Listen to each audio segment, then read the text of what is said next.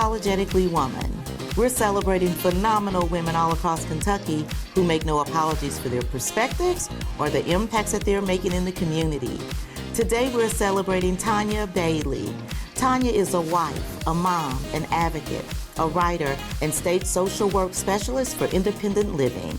Unapologetically Woman, Tonya Bailey, that's you. Congratulations. Thank you. Thank you. It's quite an honor. Oh, absolutely. And it's our pleasure to be here with you today. Thank you. So, you grew up in a small town along I-64. Tell us about that. I did. I grew up in Bath County. We always say in between Mount Sterling and Moorhead. That's our description. But it's a small county of 10 to 11,000 people, very tight-knit community, and a very resilient community too, I believe. And so you grew up with your family, your parents. Did you have siblings? I didn't. I'm an only child. I grew up with my parents on a farm that I now reside on, so I'm really proud of that. My husband and I were able to reclaim those family farms, and that was pretty special as well. Well, and it's always really good just to have that heritage and Yes. know that's where you came from. Absolutely. So, what in your background has made you interested in social work? Okay, so I grew up, my biological father, he had untreated mental health issues. He suffered from alcoholism all the way up until I was 17 years old, and unfortunately he took his own life. So from that point I became very passionate about people in general and their walk in life and their struggles, because I struggled immensely as a young woman. So I started out, I was going to be a teacher.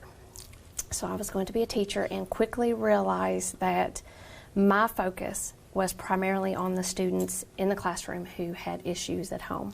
So it didn't take me long to figure out that, well, I appreciate the teaching aspect, but maybe I need to be in the realm of finding out or helping these young people address these problems in home so they can be successful in school.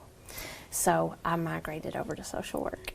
And so how did you feel when you were 17 years old and all of this happened in your family? How did that affect you? It was traumatic. You know, there was trauma all throughout. The environment, it was often chaotic because of my father's issues. So when that happened, it was a really, it was a bad ending. So, and I think that is why I strive so hard to make or to help young people have a good ending, a positive ending, a better ending. And I think that's what I work from, is that. And so you do a lot of work with independent living. I do. I work with what we call transitional age youth. These are youth in the state foster care system who are approaching age 18 and they are aging out. I come alongside them. It's youth driven, and we make what we call a transition plan together. Piecing together what they want to do, where they want to be when they become an adult. Do they want to pursue post-secondary education? Do they want to work? I try really hard to listen to what they want and then match our resources to fit the life they're trying to build. And what are some of their dreams? Oh, they have all kinds of dreams. Anywhere from, we have a lot of that want certifications, that want to get certifications in skills. They want to go in the skilled labor force. We have a lot of, what I love is budding social workers who have excellent lived experience that they can pour into their educational journey as well, which makes them very well-rounded social workers. And if you have that lived experience piece, it just makes you you know, that much better at listening and understanding the human condition and human connection, you know. So they have all kinds of aspirations. We had last year a young lady who graduated as an RN, and we've had young men who have went into chemistry and robotics and all sorts of things. It's really fun to kind of watch them achieve and get into the fields that they've been super interested in since they were teenagers. And I would think that it would be so heartwarming and fulfilling to be able to see these kids, you know, grow up, achieve their dreams, and know that you had just a little bit of a hand in that. Just a little small piece, but I value that small piece so much because, yes, like you said, it's just all these celebrations, and it could be the smallest thing, and it's a big deal, you know, to them, and I want to make it a big deal. I want to celebrate everything. I utilize social media a lot to cheer them on and to share their achievements, and I always ask them before, you know, but I want the world to see, hey, you know, anything is possible. Don't box yourself in.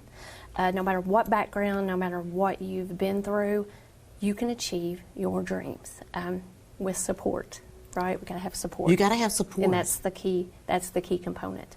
That's the key component, the support.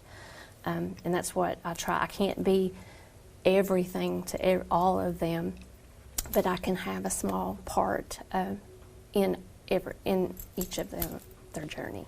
So what do your kids think about the work that you do? Well, my children, my girls, now my oldest daughter, Macy, she's married. She's a registered nurse. We're super proud of her. She's married to a wonderful young man. He is also in social services. And then my youngest daughter, she is in college. She's a freshman.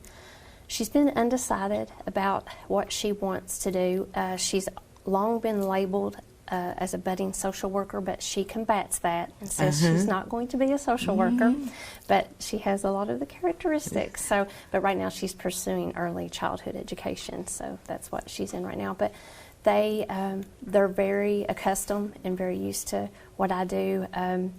It was very commonplace for us to be at home in the evenings preparing a meal and me just stopping everything and leaving to go alongside a young person or to go support someone.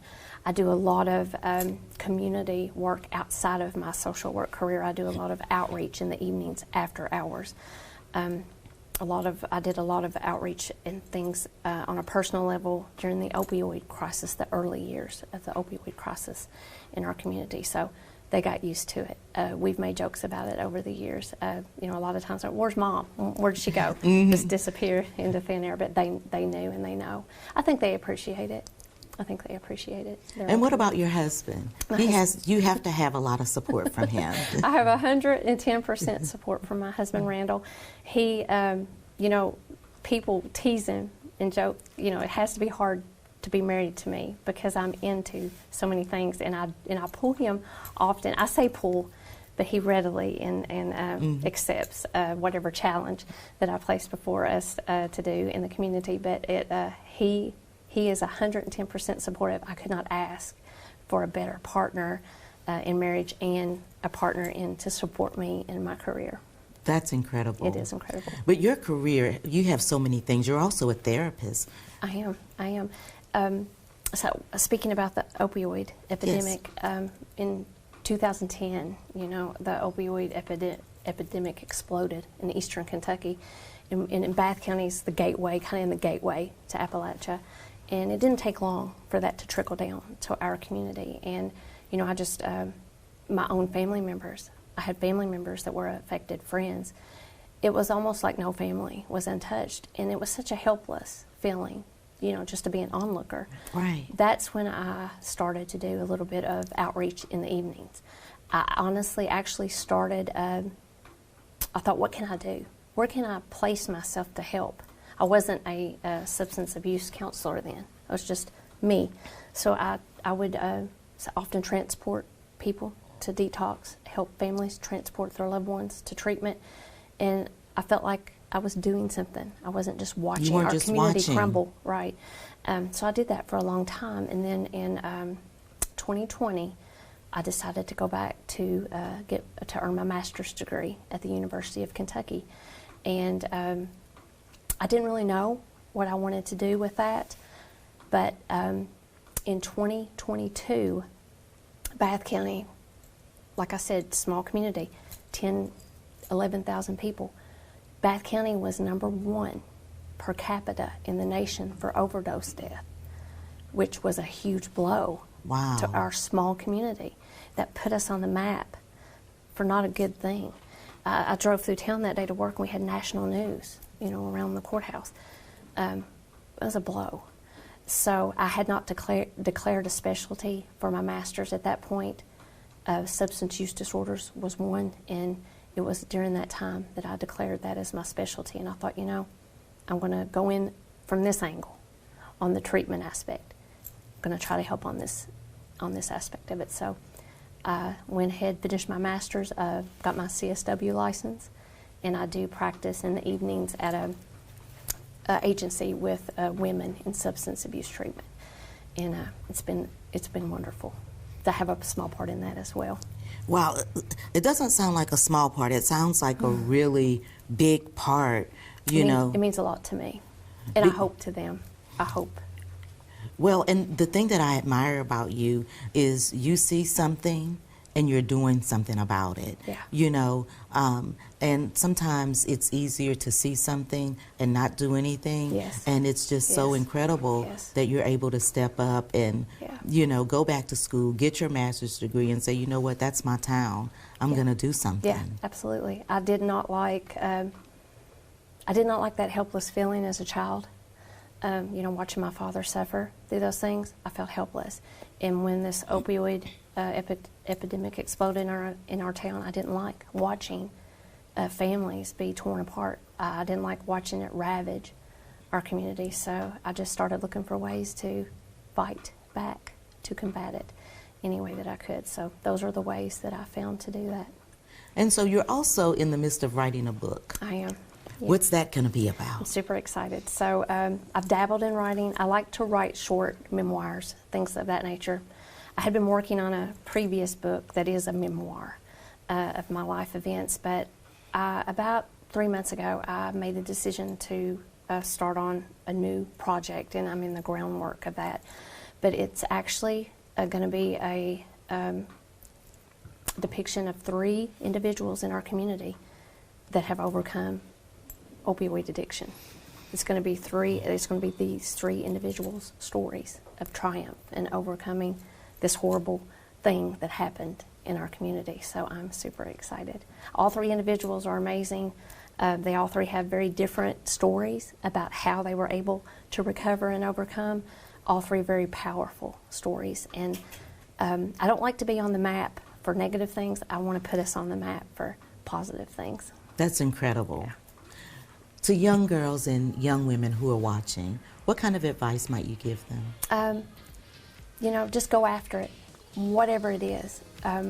If it means something to you, if it's important to you, don't let anything stop you. Also, helping in your community, anything, any part, anything you can do to positively impact your community, do it. It will positively impact you as well, for sure. Congratulations. Okay. Thank you so much. Thank you. You guys continue to watch as we celebrate other phenomenal women just like Tonya who are doing what it takes to make our community better. Watch us on Unapologetically Woman. We'll see you soon.